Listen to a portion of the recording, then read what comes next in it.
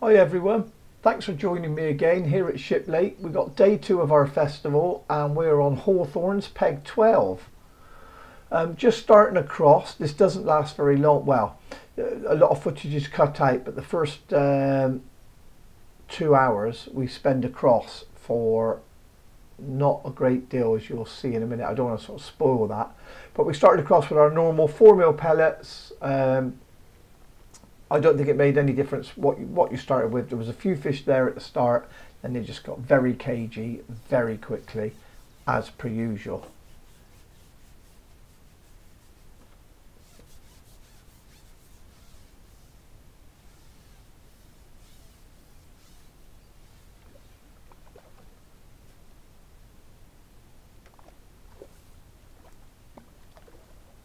So we got one little carp there on 4mm pellet. I found a nice little spot over there, sort of where the bank came back towards me a little bit, which is what I wanted. I wanted a little bit of deeper water because it's quite low. You can see sort of the mud line and how low it is at the moment.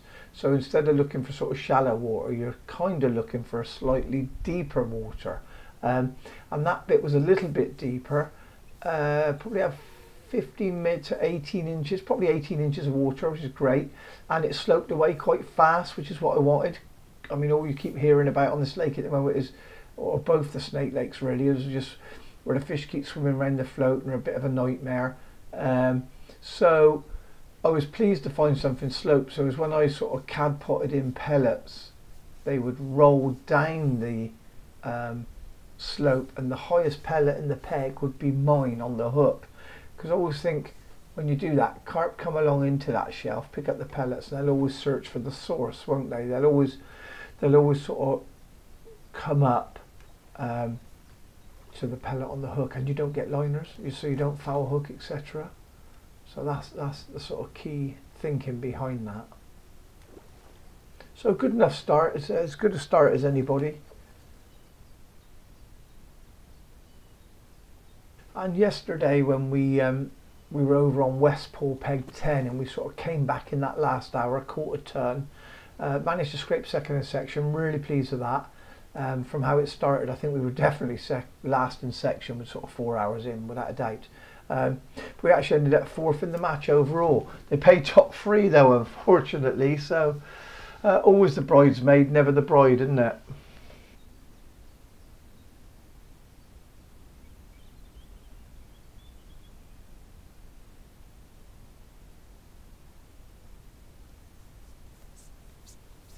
So another one across, nothing changed, just putting in minimal pellets, just not trying to entice too many fish into the peg.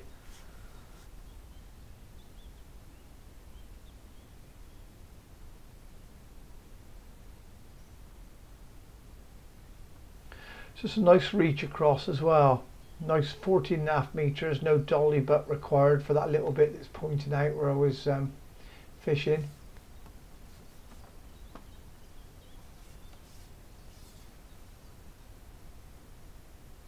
Nice and comfortable really, isn't it? 14.5 meters, just lovely. Not fishing too heavy, as you can see, taking me time with the fish. Last thing you want to do is start losing fish early in a match. One, your head can drop a little bit, you start thinking about what you could have had in your net, and secondly, it could tangle your rig, and then you're going to have to take time to make a new rig and everything else. So I'm a great believer in steady eddy at the start.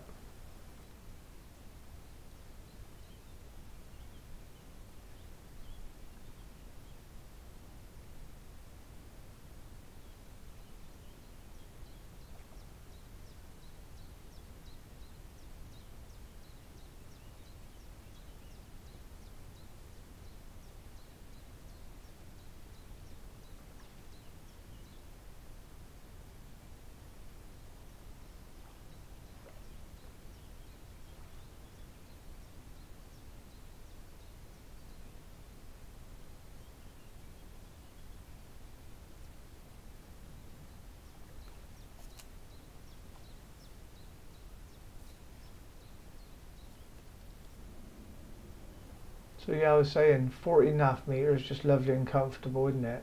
Just spot on.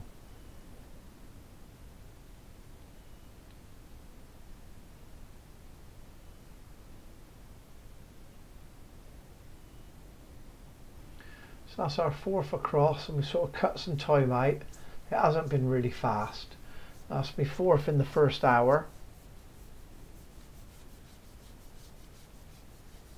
And then as usual after this one, they go a bit weird. I do revert to micros, trying some micros. It's no better. All different hook baits didn't make any difference, you know. Pulling dead maggot through the bait band and all the rest of it, no good at all. And I did go to ground bait and maggots across there, and just rubbish. It's really weird, isn't it? Yeah, now I'm going to show you how close you can go to yourself with shelves, very similar to a cross, and yeah, it works, but it doesn't across because the fish aren't as clued up to it. Sounds silly, doesn't it? Now when I set up, what I did is I sat my box down, didn't worry about anything else. I got a top kit out and a short 4 and started plumbing around the peg. And the reason that was is because if I go out a couple of feet from the bank here, you can see the whole peg is sort of cut back, or at least I hope you can see that. If you go past those points, just past my pole tip there, to the left or to the right, the water just falls away and it goes down to sort of 4 to 5 foot.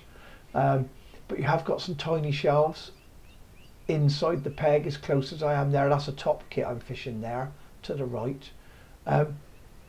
So what I did is I had a really good plumb about before. I probably plumbed for a good 15 minutes, which is a long time, just that short, you know, before I decided where to put the box exactly in my peg. So once I realised to me right here, same as Will told me, he was in here the day before, he said he had a nice little flat spot about the size of a bait box to the right there, and it was about 2.5 foot deep, and I found it and he was spot on. But he sort of fed it and fished there, and caught I think 130 pounds. I think he caught 130 pounds. It was a good weight. And most of it came from there. So I found that little area, I plumbed it up, but at 2.5 foot, I didn't sort of use a margin float. I've used a little 3x10 rube. It's a nice thick long bristle. I think, I can't remember, I shotted it up, and I think it's something like 3 number 10s, just sort of spread down the line, so nice and light. And I decided in 2.5 foot, I would fish meat and a tiny bit of hemp just to help keep them in the peg. And then to the left, when we were back to the start and plumbing up, I found to the left, I did find I had sort of 18 inches of water, only on a very small area, probably, it's probably the size of a sort of a playing card, no bigger than that, you know. Like your old ace of spades, 10 of diamonds, what have you, that sort of size. That is how small it was. But being so close,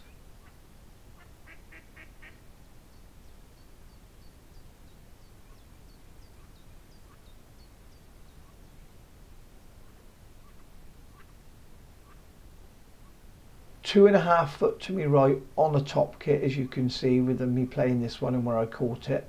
And then to me left, it's a top kit and a short 4 for 18 inches of water, so shallower by a foot, with our ground bait, our micros and dead maggots and such.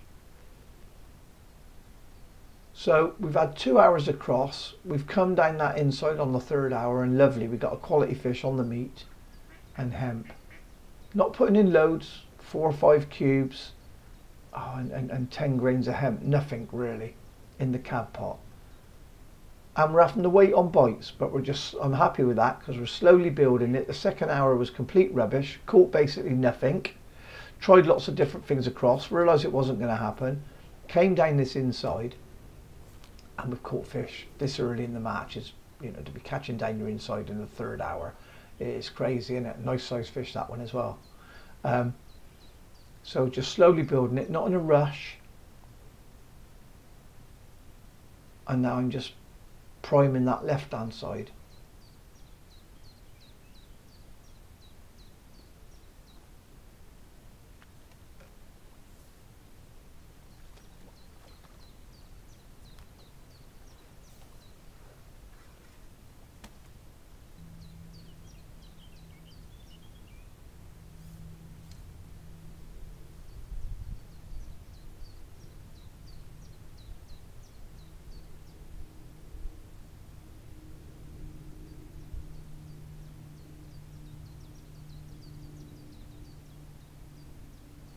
And during the match I must have put the plummet on at least twice on both lines, just making sure all the time that, you know, I had the right spot.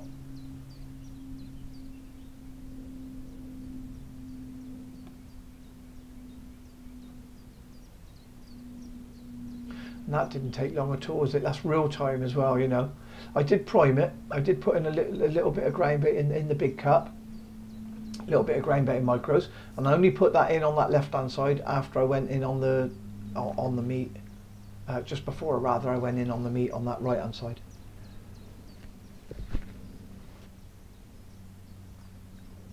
That's some proper squeakers up in the sea.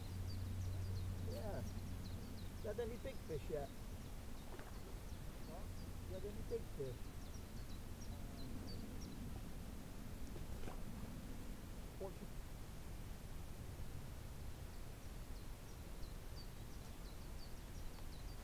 So at the moment, back down to the left again on the ground bait. Waited a little bit longer this time, but we've got another fish. And it's better than that first one, which is good news, because I sort of caught that small one on the ground bait and thought, oh, maybe the meat line's going to catch me those, you know, sort of better stamped fish. Maybe the ground bait's just going to attract small fish. But not the case with this one, is it? So that's out of my mind. Still not sure which way to feed either side and how it's going to pan out. But by feeding the two lines differently, mainly due to depths and that, but by feeding them slightly differently, I can now monitor how the fish react, as in what we catch and how the bites come and how prolific those lines turn out to be. And I can always adapt and change one line or the other. And if I do mess one up slightly, I've still got the other as well. Always nice to have two lines to catch from. I mean, that's what you're always looking for on these commercials.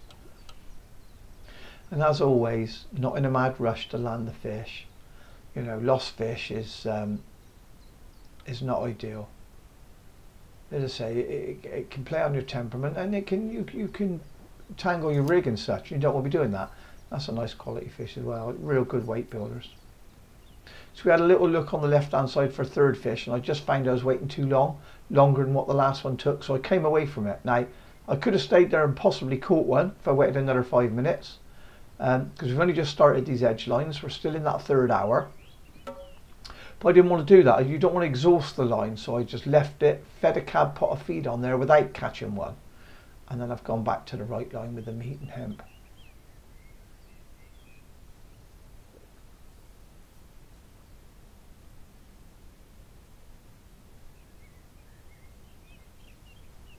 And it's just lovely fishing, isn't it? Catching that short, you know, nice and tidy, and small amounts of feed and just picking off fish. Nice clean bites, no foulers, liners. It's just lovely. Cracking fishery, Shiplate.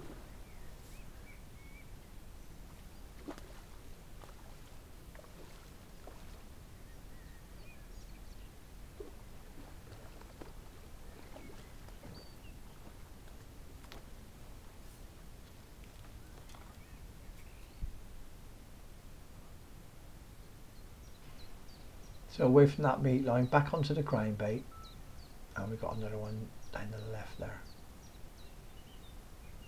The bites do seem to be coming at this stage.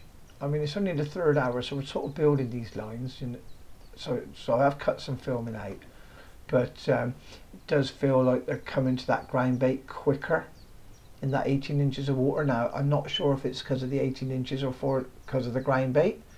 But I am sort of, when I go in on the meat line, I'm sort of seem to be waiting quite a while for that float to bury and for them to come in there. I think I don't want to change the fact that I'm fishing meat, but I am now thinking about putting a little ball of ground bait on that 2.5 foot line on my right, because I don't want to put it in loose, or it's just going to become a foul hooking line or nightmare. It's just too deep for loose ground bait. But I am considering putting just a little sort of hand squeeze ball into the cad pot. I've got the tool cad pot on there, and with a couple of pieces of meat in, a few dead maggots as well, and the micros and that, and then fishing a piece of meat. And then we've always got the option, by feeding those maggots as well, to switch the maggots and maybe get a better run of fish later, because those maggots will almost be like a safe bait on that line, if that makes sense. To the fish's way of thinking, you know, be catching on meat. What's that, Steve? All right. Must have got to come up this way.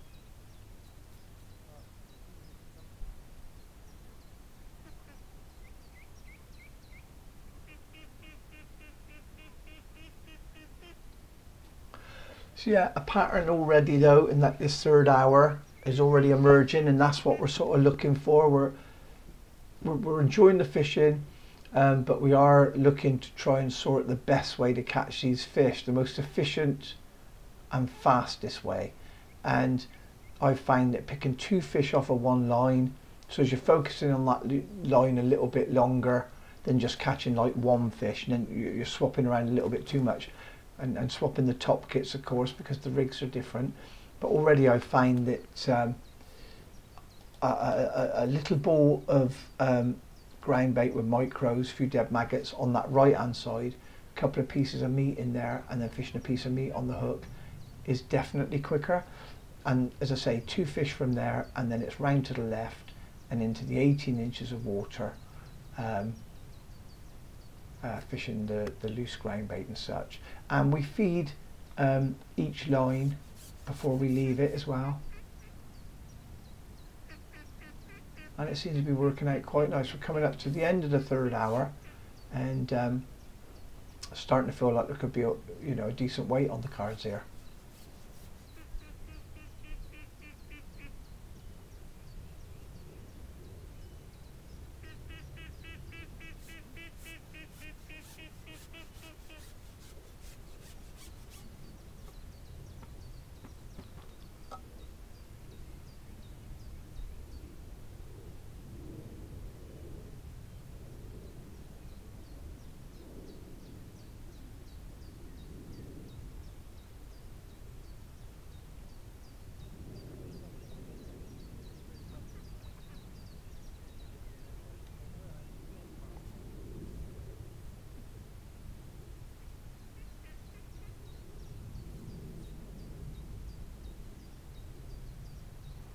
So just starting the 4th hour, and I feel like it's come together now. We sort of know how we're going to feed it. I've actually got my big cupping kit as well, and put it up next to my top kit on the right hand side, just to make sure I've actually Tipex the handle of that cupping kit, so it's exactly the same as that top kit I'm fishing down to the right, because I'm not actually fishing the full top kit. Not quite, it looks like I am, but I'm not. I've got quite a few inches back under my elbow, so I'm holding it around where the puller bung is.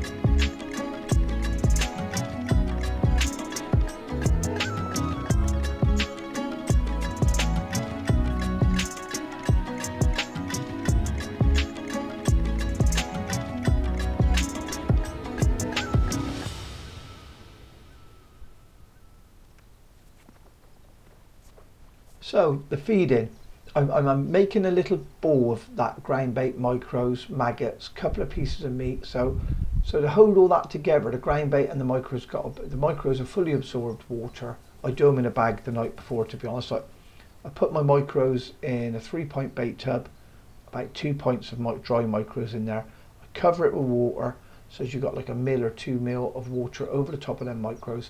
Then I simply pour all that into a plastic bag, blow some air in it, do it up with a knot. The reason I blow air in that is just so I can take it out the fridge every couple of hours, or twice before the next day, and just give it a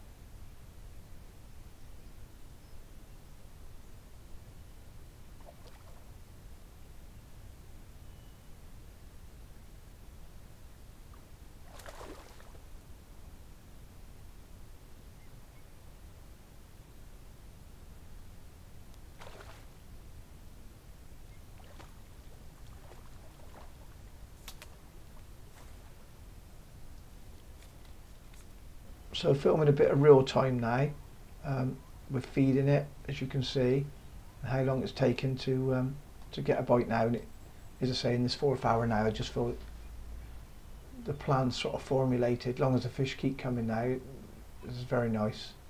So going back to the feeding, so we've plimped up our micros so they're really nicely absorbed on the water and that, nice and heavy, but not falling apart, not gone to mush. Ground bait's nice and very damp as well and heavy. Tom fix edge mix as always. Love the stuff, so much confidence in it. Can't speak highly enough of it really. I've caught, I tried to think how many thousands of pounds of fish with it, but so I've made it into a bit of a ball when I put it in this camp pot, but I don't squeeze it hard. I just squeeze it just enough, and what happens is as I cut that in the water, I can see it go down through the water, a nice little ball. As soon as that hits the bottom, it doesn't hit the bottom as a ball. If it doesn't break up in the last 6 inches of the water, it's breaking up as soon as it hits the bottom, which is the marvel of Tom's ground bait anyway.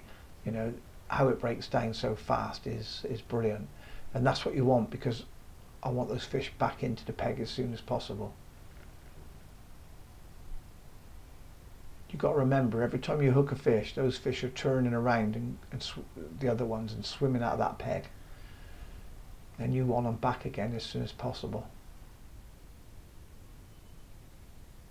Which is testament really to how good the bait is, to be honest. Not catching any monsters, but they're just really nice weight building fish, aren't they? Bit better than the ones we were catching across. Had them all sizes, to be fair, but they're probably from £2 to £5, but I think the average of what I'm catching now is £3.5 to £5, isn't it? And I'm catching one or two bigger as well, sort of £6 to £8, but they're good ones, to be honest. I'd say sort of four and £5 are the average.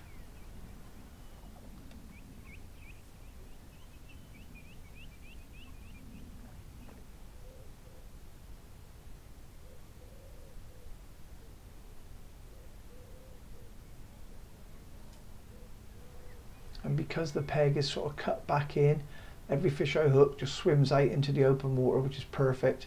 Last thing what I'm doing is trying to bury on the inside, you know, where you're actually fishing, because they're going to disturb everything, aren't they?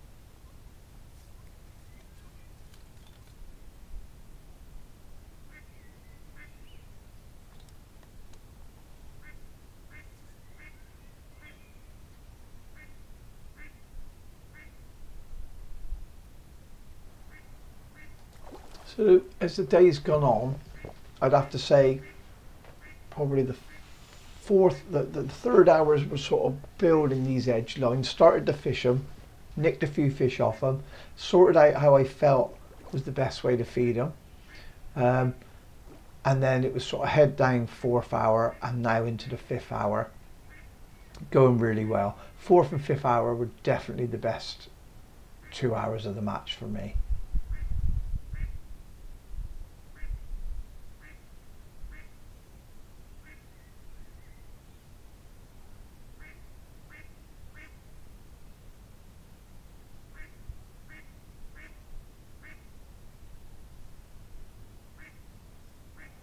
But taking your time with that feeding, as we were saying earlier, and getting the feeding right, but taking your time, just putting it in. It's easy to get carried away and start. And if you forgot to squeeze the ball enough and put it in loose in 2.5 foot, next minute you're going to foul hook fish. You're going to see them. They're going to be up past where your bait is, sucking into the bank, and all sorts of nightmares, you know. So just you've got to stay quite disciplined and focused, and just nice and steady.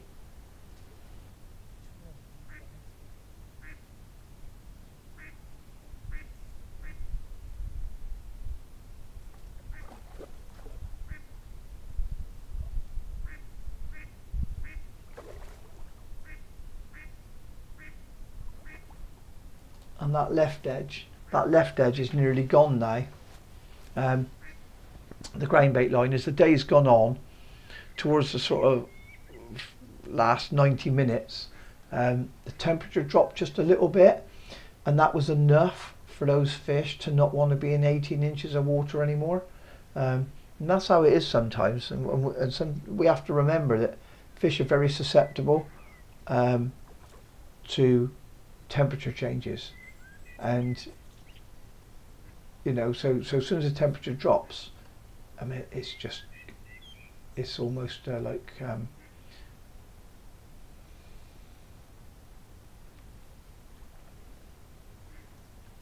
it's just common sense, isn't it? If the temperature drops, the fish don't want to be in that shallower water, and that's exactly the case now with that left-hand line. So thank goodness we got the right-hand one, which is in that 2.5 foot of water, because I think we're going to be focusing on that more now the last 90 minutes, because the left edge is just gone away altogether now.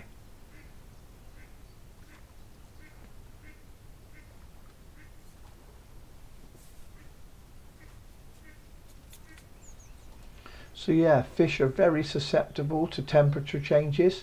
Just a few degrees can drop and all of a sudden they can disappear from certain depths. 6 inches of depth is the difference in 6 inches is massive where carp want to be during the day. Absolutely huge. So it's always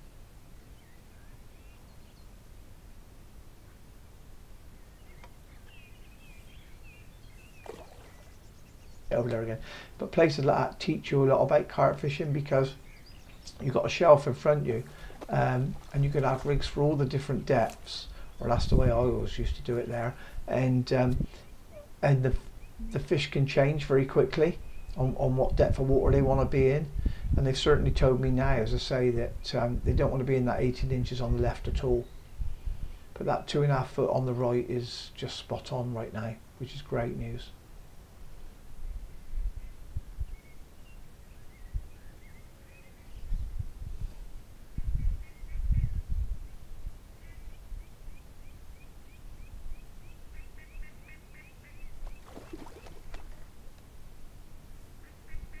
Fish are definitely not coming as fast now though in the last hour.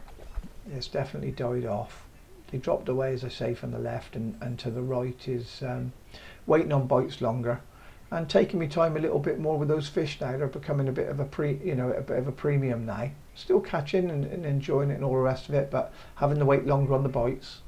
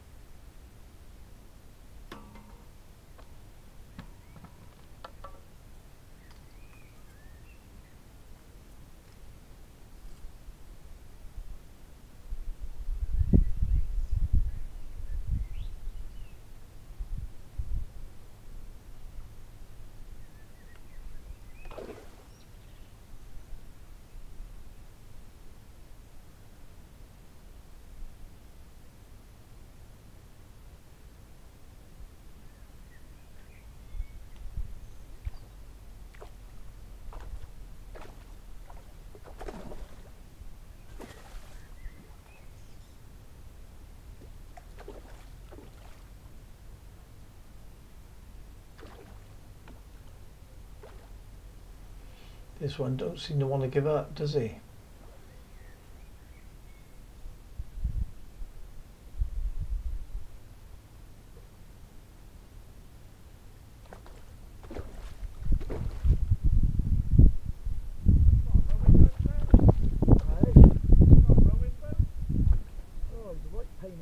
Some of them are nuts, aren't they?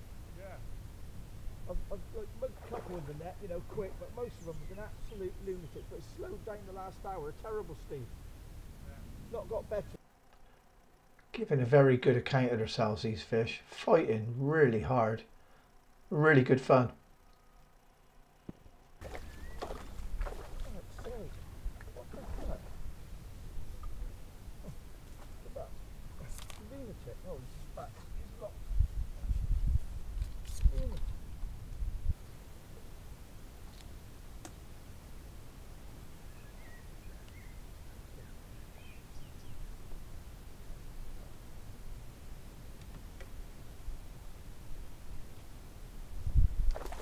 So we're kind of into the last throws of the match now,